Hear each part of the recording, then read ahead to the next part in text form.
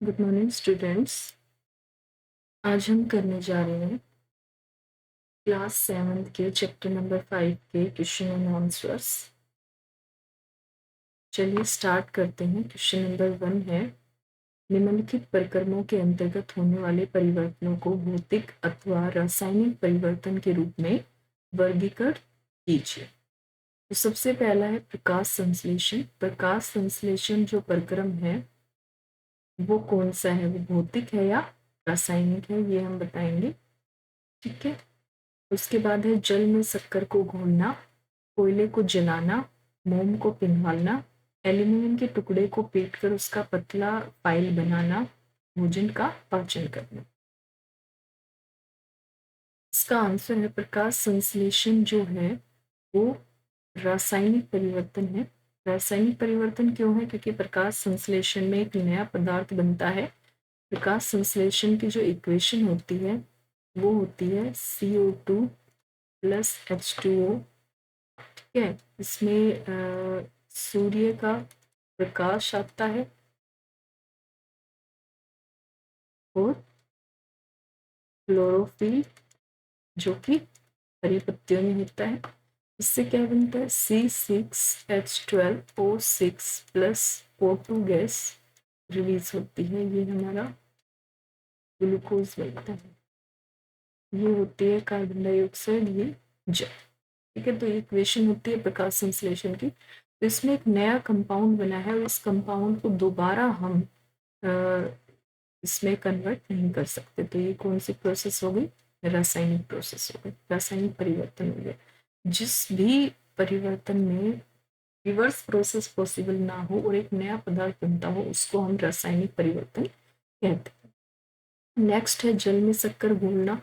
जल में शक्कर घोलना एक भौतिक परिवर्तन है, क्योंकि जल में शक्कर है वो घुल गई है। उसके किसी भी गुण में, मतलब उसका जो नया पदार्थ नहीं बना है, उसके सिर्फ गुण धर्म या फिर रंग में ही परिवर्तन आया है, उसको हम भौतिक परिवर्तन कहेंगे। कोयले का जलना, कोयला का जलकर एक नया पदार्थ बन गया है, रासायनिक परिवर्तन।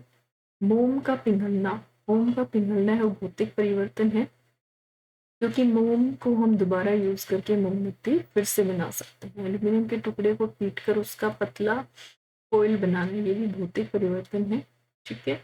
भोजन का पाचन, भोजन का पाचन एक बार हो गया, दोबारा उसको भोजन में कन्वर्ट नहीं कर सकते, रासायनिक परिवर्तन है। नेक्स्ट है क्वेश्चन नंबर 2, बताइए कि निम्नलिखित कथन सत्य असत्य बताना है। लकड़ी के लट्ठे को टुकड़ों में काटना एक रासायनिक परिवर्तन है। लकड़ी को टुकड़ों में काट दे, लेकिन है तो वो लकड़ी। ठीक है। उसमें कोई नया पदार्थ नहीं बना, तो ये बात कैसी होगी? असत्य हो गई। पत्तियों से खाद का बनना एक भौतिक परिवर्तन है। पत्तियों से खाद बन गया, एक नया पदार्थ बन गया, असत्य हो गया। जस्ते या जिंक लेपित लोहे की पाइपों में आसानी से जंग नहीं लगती। ठीक है, ये बात सही है। गैल्वेनाइजेशन प्रोसेस बोलते हैं इसको। लोहे और जंग एक ही पदार्थ है, ये बात गलत है। लोहा और जंग अलग अलग पदार्थ है।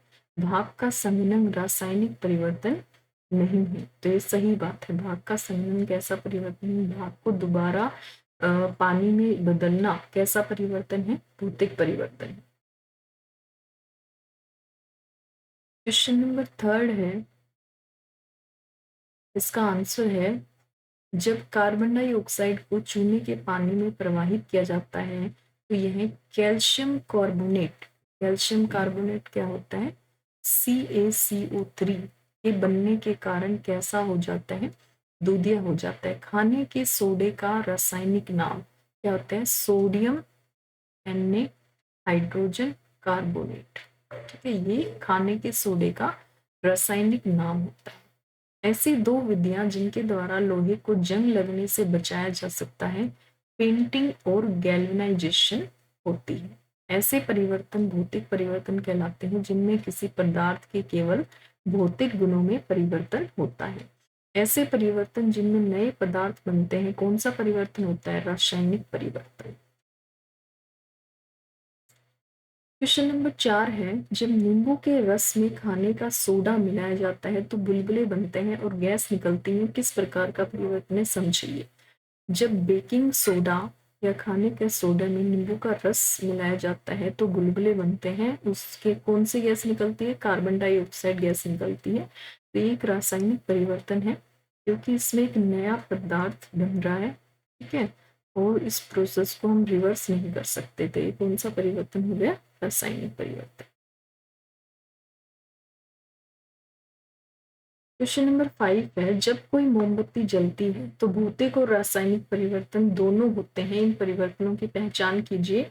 ऐसे ही किसी ज्ञात प्रक्रम का एक और उदाहरण दीजिए जिसमें भौतिक और रासायनिक दोनों होते हैं। मोमबत्ती का जलना भौतिक परिवर्तन है क्योंकि मोम पिघल रहा है, मोम को हम दोबारा से मोमबत्ती में कन्वर्ट कर सकते हैं। रासायनिक परिवर्तन में गैस का जलना क्योंकि CO2 का उत्सर्जन हो रहा है, इसलिए ये कैसा परिवर्तन है? रासायनिक परिवर्तन है। इसी तरह का एक एग्जाम्पल है भोजन का पाचन, भौतिक परिवर्तन बड़े खाद्य अणुओं का सरल अणुओं में टूटना, जबकि रासायनिक परिवर्तन है HCl और एंजाइमों की क्रिया द्वारा भोजन का पाचन। अगला है क्वेश्चन नंबर 6, आप ये कैसे दिखाएंगे कि दही का जमना एक रासायनिक परिवर्तन है? दही का जमना एक रासायनिक परिवर्तन है क्योंकि दही को वापस दूध में नहीं बदला जा सकता और दूध और दही के गुण अलग अलग हैं, इसलिए ये कैसा परिवर्तन हो गया? रासायनिक परिवर्तन। क्वेश्चन नंबर 7, समझिए कि लकड़ी के जलने और उसे छोटे टुकड़ों में काटने को दो भिन्न प्रकार के परिवर्तन क्यों माना जाता है?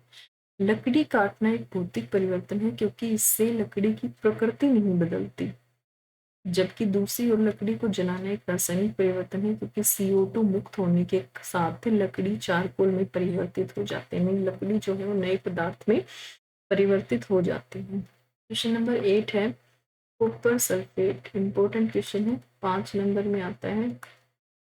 कॉपर सल्फेट के क्रिस्टल कैसे बनते हैं? कॉपर सल्फेट के क्रिस्टल क्रिस्टलीकरण विधि का उपयोग करके तैयार किए जाते हैं, जिसका विवरण इस प्रकार है।